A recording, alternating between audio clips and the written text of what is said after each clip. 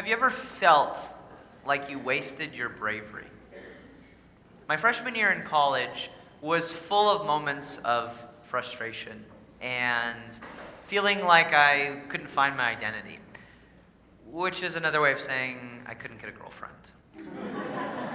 My high school girlfriend, the only girlfriend I had ever had in my life up to this point, and we'd been dating for about 18 months, we had broken up within the first month of college, as, tends to happen.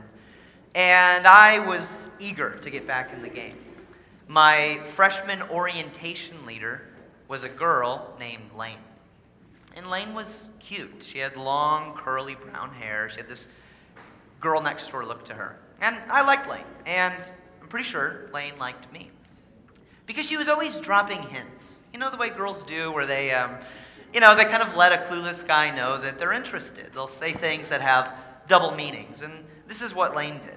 She would say things like, "Hey, you should check out the library. There's some study kiosks upstairs." See what you did there? Or she would say, "Hey, have you been to the Quad yet? It's a great place to throw a frisbee." I mean, come on. Or the worst is when she would email me and she would say, "Hey," as she does. I know what she's saying there. "You should check out the cafeteria tonight. It's premium entree night. They're having Salisbury steak." Okay, Lane, I'm picking it up. So, like I said, I was very sure that Lane liked me. And so I decided to ask Lane on a date.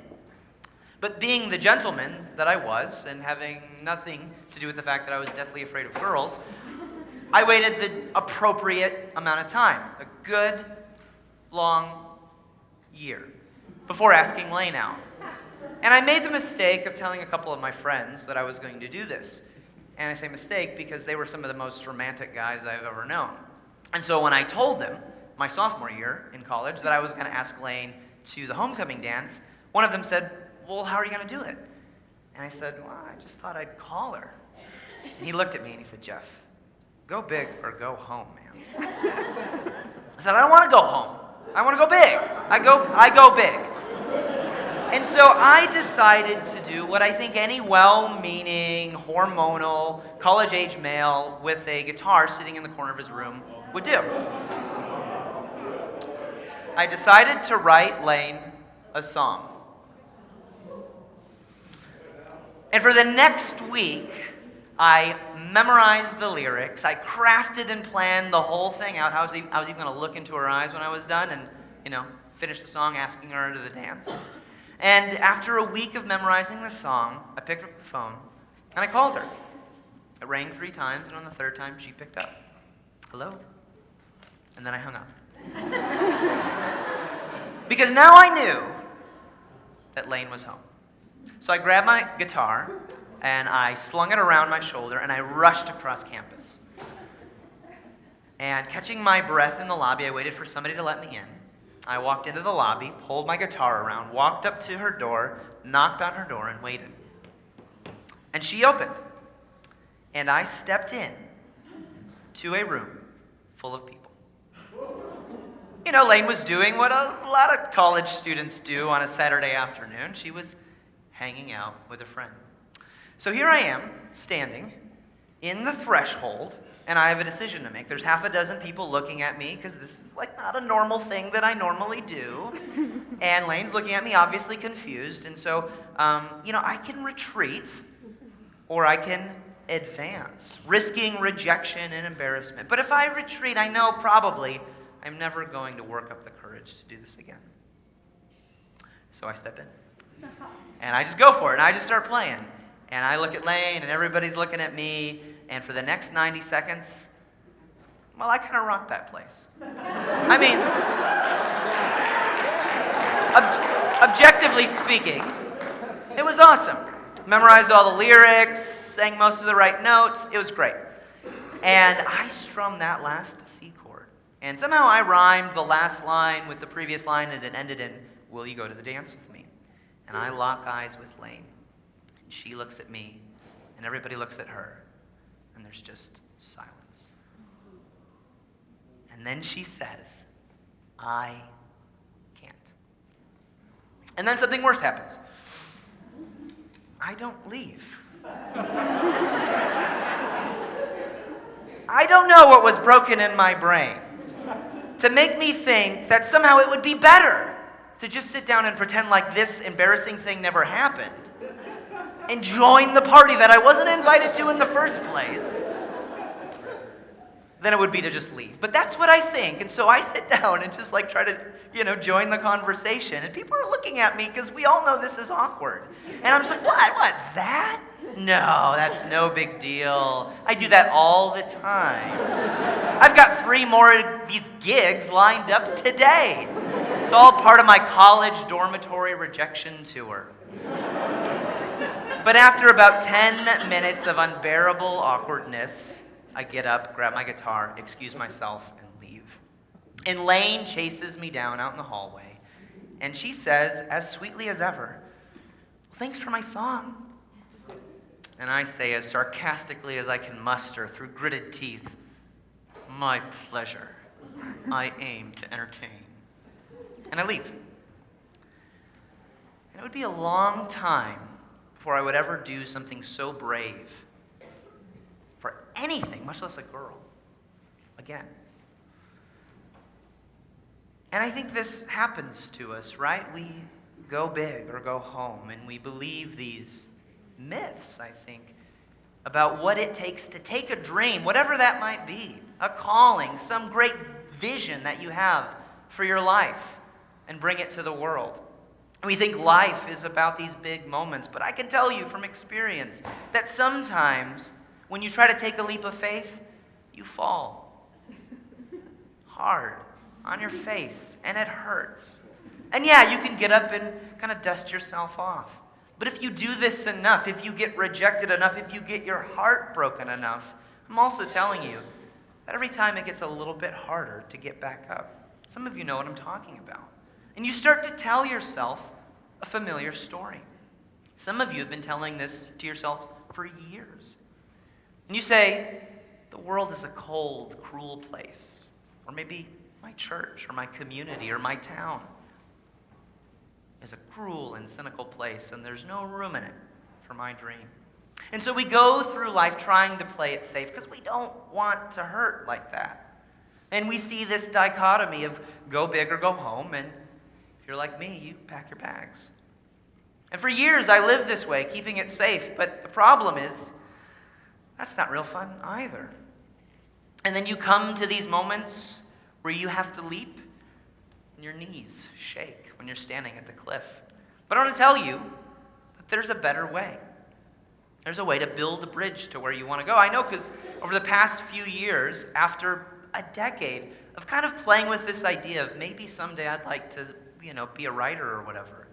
And then over the course of about a year and a half, I crossed that gap because I stopped believing some myths that I believed before I met Lane, and that I'm trying to reform those beliefs. So really quickly now, with our remaining few minutes, I just want to share those myths with you and the truths that I've learned along the way.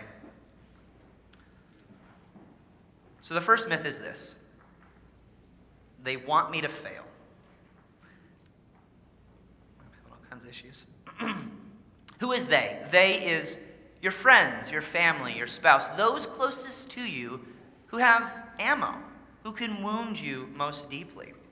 I know that when I was working on my first book, that my boss, so I was working for a nonprofit organization. I told my boss my intent of, I want to go be a writer.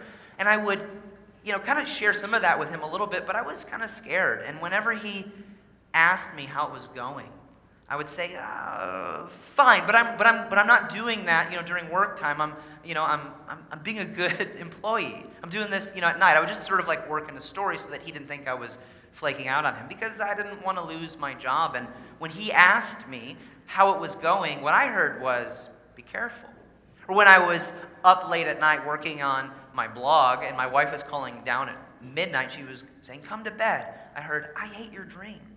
Because I was scared to share this with somebody else.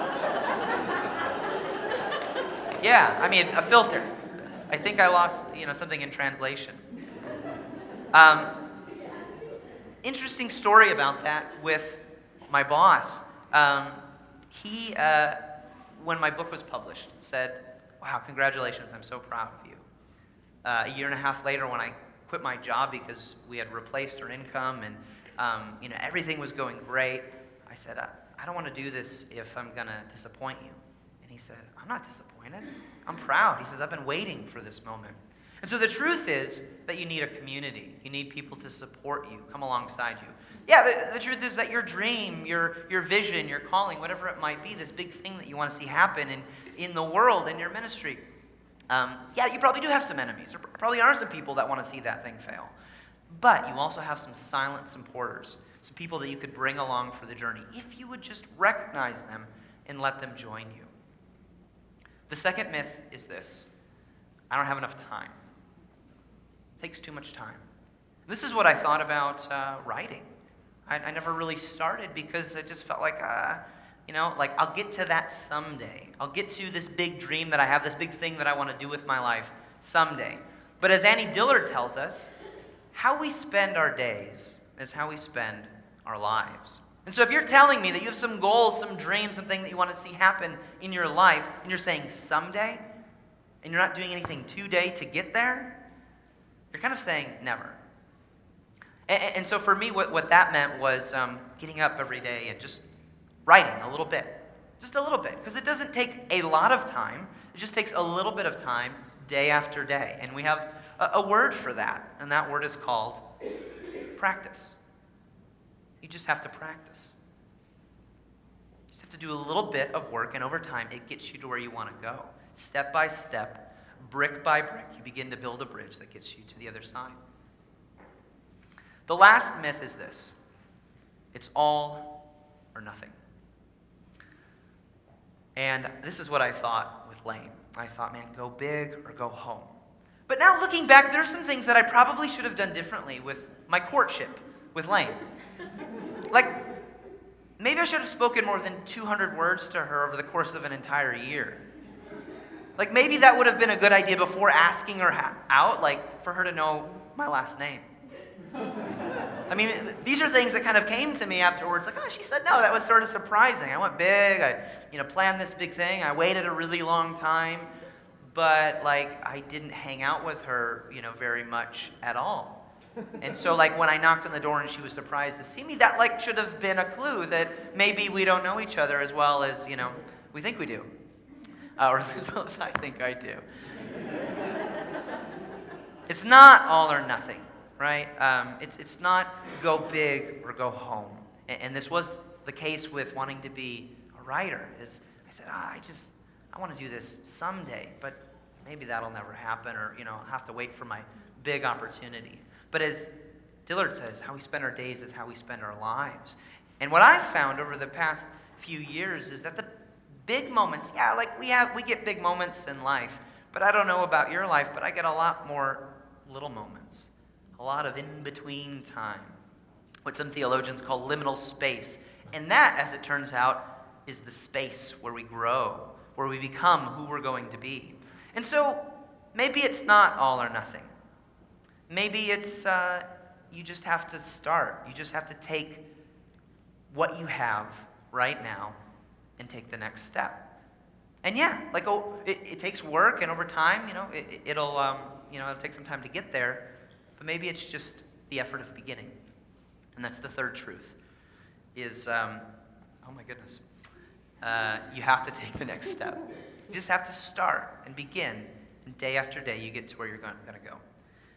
So, the next time that I played a song for a girl, the time after Lane, I put my guitar away for a long time, years.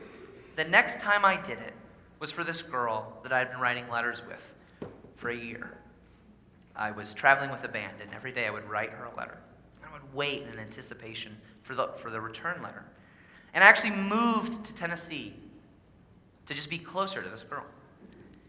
And one morning at 5 o'clock in the morning, with a guitar outside of her apartment, John Cusack style, I wake her up playing this song, and I ask her to marry me.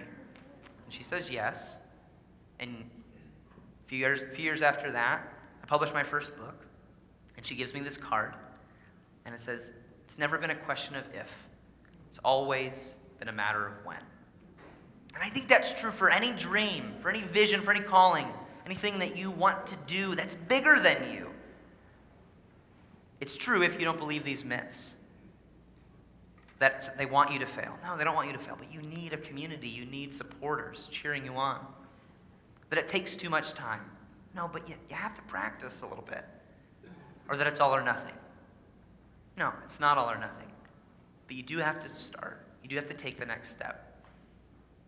And I hope you will. Thanks.